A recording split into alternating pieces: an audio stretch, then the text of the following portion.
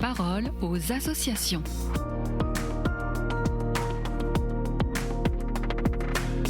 Bienvenue dans la parole aux associations. Santé-Gidio en France a commencé en 1997 avec le service de l'école de la paix.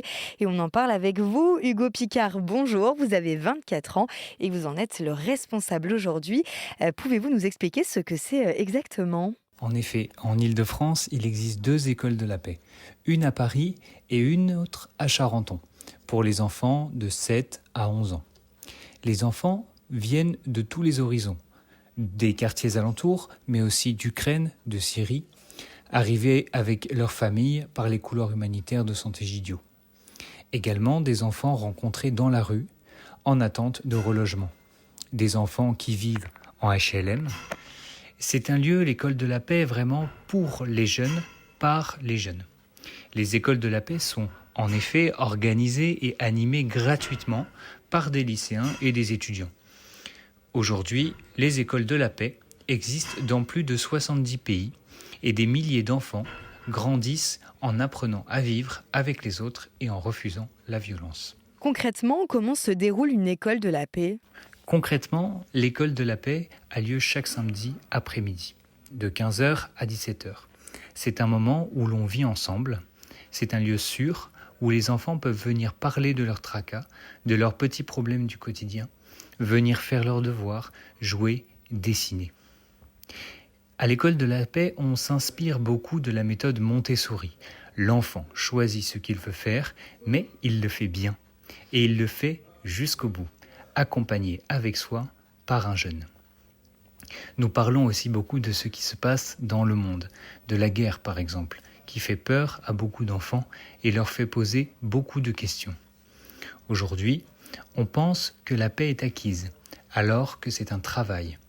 Et l'école de la paix permet de transmettre aux jeunes générations un message que nous avons reçu de nos grands-parents. À l'école de la paix, on crée la paix en apprenant à vivre ensemble malgré nos différences. De même, faire parler les enfants et les écouter est essentiel pour comprendre comment faire la paix, car ils ont beaucoup d'idées. C'est ainsi qu'il y a quelques mois, les enfants ont demandé à pouvoir manifester pour la paix et les jeunes les ont écoutés. La manifestation s'est tenue place du Châtelet en avril dernier avec des pancartes, des chants et des discours. Quand je vois ces enfants qui acceptent d'apprendre à vivre en paix, cela me donne beaucoup de joie et de confiance face à l'avenir. À la fin de la semaine, les Jeunes pour la paix organisent quelques jours de colo pour les enfants. Racontez-nous comment ça va se passer. En effet, la colonie est organisée dans le cadre de l'été de la solidarité de Santé-Gidio. Elle a lieu chaque année et permet à des enfants de familles défavorisées de partir quelques jours en vacances. Cette année, nous partons 4 jours à Épernon avec un groupe de 30 Jeunes pour la paix, adolescents et enfants. Mais pour des vacances, le programme sera quand même chargé. Entre quelques réveils sportifs et des veillées autour du feu, avec des chants et des chamallows grillés. Il y aura aussi des randonnées, des olympiades de la paix. Des temps plus calmes, mais pas moins denses, sont aussi prévus. Ainsi, pendant cette belle colonie, nous voyagerons dans le monde entier en découvrant la vie et les situations des enfants de différents pays. À Cuba, au Congo, ou avec la vie du bienheureux Floribert.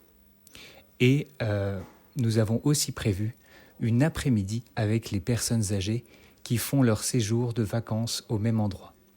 Ce sera l'occasion d'être ensemble et surtout de fêter les anniversaires.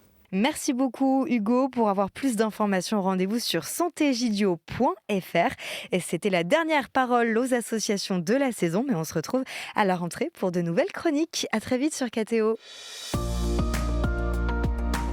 La parole aux associations.